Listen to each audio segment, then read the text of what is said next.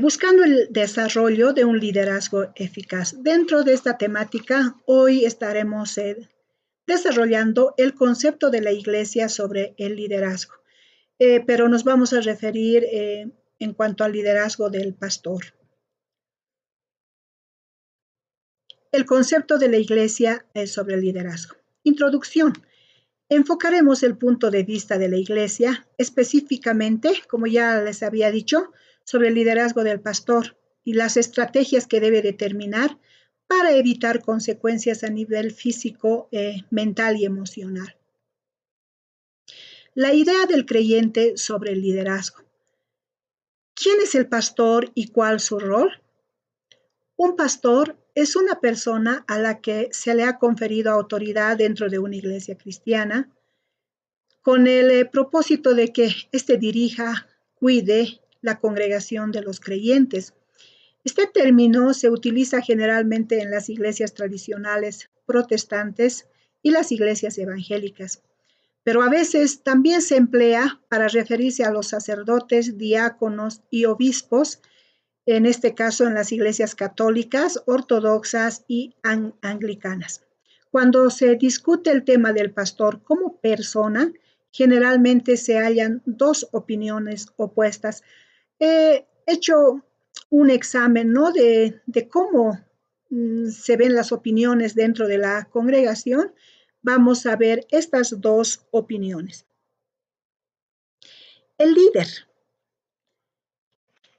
pastor intachable. Tienen ese concepto, ¿no? Algunas personas lo ven al líder y dicen que el pastor tiene que ser intachable.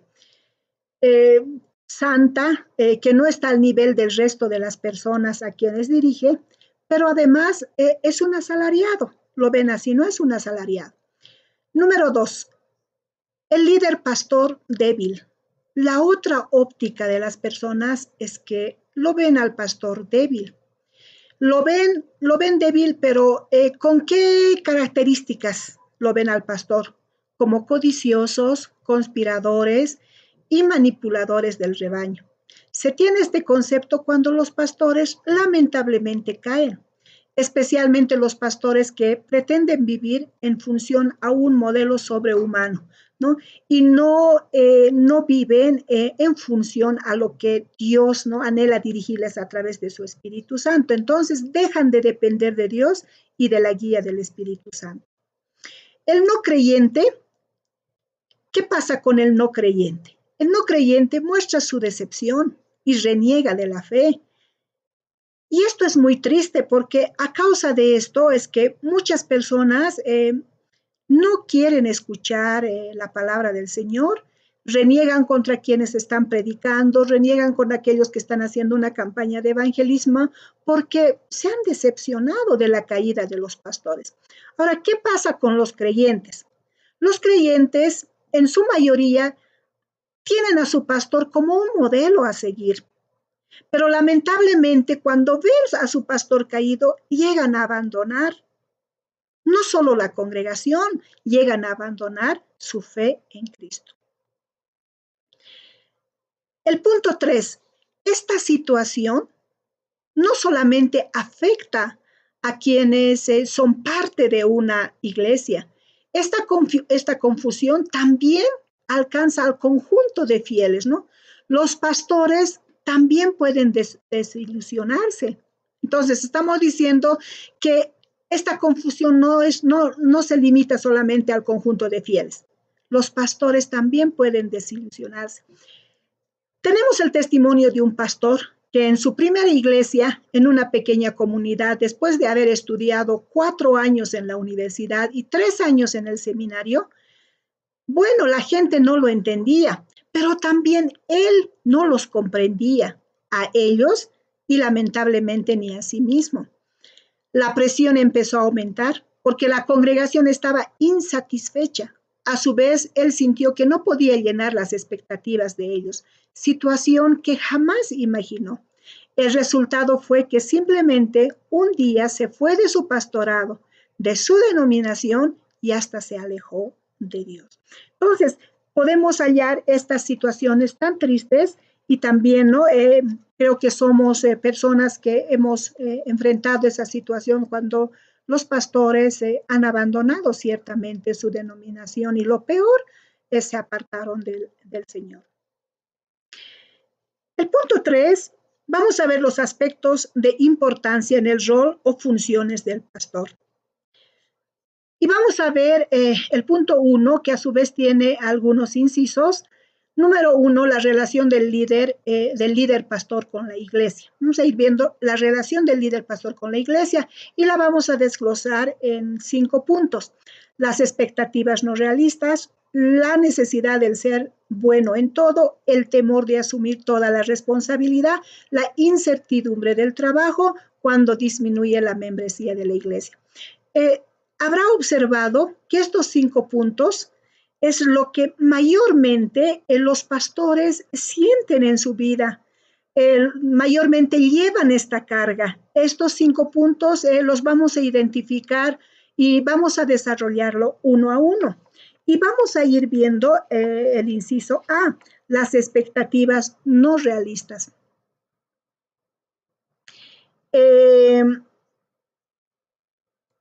Las expectativas, habíamos dicho, no realistas, ¿verdad? En esto vamos a ir diciendo que las personas pueden sentir que sus problemas, intereses o proyectos deberían ser el objetivo primario del pastor. En ocasiones, un pastor puede sentir como que tiene un sinnúmero de jefes. ¿Por qué el pastor se sentirá así? Es que dirige a personas. Y ciertamente si el diaconado quiere una cosa, el líder del ministerio de alabanza exige otra cosa, las danzoras ya están con un problema, el grupo de mujeres y el grupo de varones, y entonces es una expectativa no realista porque él quiere abarcar todo ello, siendo que lo correcto no es así. No es así, ¿no? Entonces tendríamos que tener más de 8 horas trabajando en la obra del Señor y desde luego es así. El pastor no se limita a 8 horas de trabajo como lo establece las leyes en su país, en su ciudad. Las 8 horas que trabajan mayormente cualquier empleado, el pastor extiende mucho más allá su horario de trabajo. El inciso B, la necesidad de ser bueno en todo. Se nos ha concedido dones espirituales, pero ninguno ha recibido todos los dones. Los dones concedidos nos permiten sentirnos muy a gusto trabajando en aquellas áreas relacionadas con nuestras fortalezas. Pero ¿qué hacer respecto a aquellas responsabilidades para las que no tenemos dones? Un pastor expresó en cierta ocasión que se sentía con los dones para predicar y enseñar, pero la administración era su reto. Él pensó que si se organizaba mejor y bueno, si leía algunos libros, a él le empezaría a gustar. Sin embargo, llegó a la conclusión que podría llegar a ser administrador promedio, pero jamás un gran administrador. El inciso C, el temor de asumir la responsabilidad. Estamos hablando no de los pastores y de las cargas que ellos sienten en sus vidas. Cuando estamos diciendo que el temor de asumir la responsabilidad, nos estamos refiriendo a cuando algo sale mal en la iglesia. El pastor es el primero en ser acusado. Muchos de ellos asumen la responsabilidad por aquello que realmente les concierne, pero es muy triste, es muy doloroso sentir la crítica cuando los pastores saben que no son responsables de ese problema, ¿no? Entonces, las palabras pueden ser citadas erróneamente, puede ser mal interpretado y mal entendido por los miembros de la congregación. Algunas veces los ataques son directos y frontales, otras veces son ataques indirectos y sutiles por medio de rumores e insinuaciones. Y estos ataques injustos son muy dolorosos para el pastor. Estamos con el inciso D, incertidumbre del trabajo. Los pastores caen en el error de someterse al capricho de aquellos que son servidos, aquellos que son su apoyo más fuerte, en cualquier momento pueden volverse contrarios al pastor. ¿Por qué? Porque en algún momento puede ser que el pastor difiera, ¿no? En alguna actividad o en alguna opinión, y entonces aún las personas más allegadas a él pueden revertir su condición y darle la espalda a su pastor. Entonces, cuando los conflictos se desarrollan en una iglesia local, generalmente es más fácil para el liderazgo sugerir la contratación de un nuevo pastor. Esto es muy triste. En vez de pedirles a los miembros descontentos de la iglesia que se vayan, ¿no? Cuando sucede esto, fácilmente, ¿no? Los creyentes pueden pedir el cambio del pastor. Ser forzado a dejar una iglesia afecta el currículum y toma difícil vivir con ello que más tarde puede crearse un sentido de inseguridad y ansiedad en el pastor y su familia. Esto afecta mucho al pastor. Sabemos que el líder pastor desarrolla sus actividades ante un llamado que ha tenido de parte del Señor. Y cuando este líder pastor se desarrolla eh, dando todo de sí, lamentablemente esta situación también le va a traer una incertidumbre del trabajo, ¿no? Y esta es una carga. Cualquier momento la iglesia puede determinar ya no tener el liderazgo dentro de la iglesia y decir, bueno, hasta luego y queremos otro pastor. El inciso E se refiere a cuando disminuye la membresía de la iglesia. Esta es otra carga y otro peso para los pastores. Si una persona o una familia deja la iglesia sin una buena razón, los pastores tienden a tomarlo muy personalmente y se cuestionan a sí mismos. ¿En qué he fallado? ¿No les he atendido? ¿Seguro que no he predicado bien? Tal vez nuestros programas no se ajustaron a sus necesidades familiares. Es difícil ser objetivo cuando el pastor, quien da su vida y energía para ministrarles, lamentablemente la gente cambia de iglesia por varias razones que no tienen nada que ver con el pastor. Entonces el pastor tiene que considerar que no siempre por culpa suya la gente va a abandonar la iglesia. Vamos al punto 4. ¿Cómo hacer frente a las presiones de la iglesia? Ahora hemos visto esas presiones con las que vive el pastor. ¿Cómo hacer frente ahora a las presiones de la iglesia? Número 1, ser uno mismo. Esto quiere decir, ¿no? Que lo que habíamos dicho, la iglesia no tiene la misma expectativa que el pastor, lo que hace que el pastor sienta no tener derecho de cansarse, siente que su obligación es superar cualquier ofensa, piensa que es su obligación ser espiritual, intachable. Piensa el pastor que es su obligación estar emocionalmente, ser autosuficiente, ser excelente en cualquier tarea. Pero no es así. Vamos a ir viendo el punto 1, ¿no? Previsiones contra el agotamiento. Bueno, este en realidad es el punto 2, previsiones contra el agotamiento. El trabajo pastoral sobrepasa las 8 horas. Vamos a meditar un poco acerca, o recordar más bien acerca del profeta Elías. Primera de Reyes, capítulo 19, nos habla acerca de que el profeta Elías había derrotado a un total de 850 profetas de Baal y Acera en el monte Carmelo. Entonces Elías oró hasta que Dios cortó una sequía de alcance nacional antes de alcanzar la montaña ante la tormenta que se avecinaba. Aquí el profeta Elías, después de haber degollado a estos 850 profetas, recibió una amenaza de parte de la reina de aquel entonces, la reina Jezabel. Dio a conocer esa amenaza de muerte contra Elías por la derrota de sus falsos profetas. Y Elías huyó al desierto hasta que no pudo correr más. Entonces le pidió a Dios que le quitara la vida.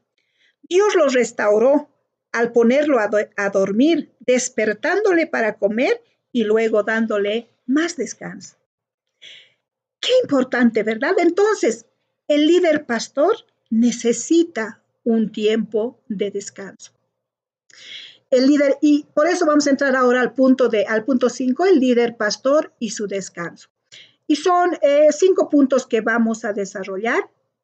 El número 1, tomar descanso. El número 2, tomar vacaciones. El número 3, delegar funciones. El número 4, un tiempo a solas con Dios. El número 5, buscar apoyo. ¿A qué se refiere en tomar descanso? Dios había creado un sabbat, un día de descanso. Cada 7 días, dentro de los 7 días más bien, para que los seres humanos pudieran renovarse.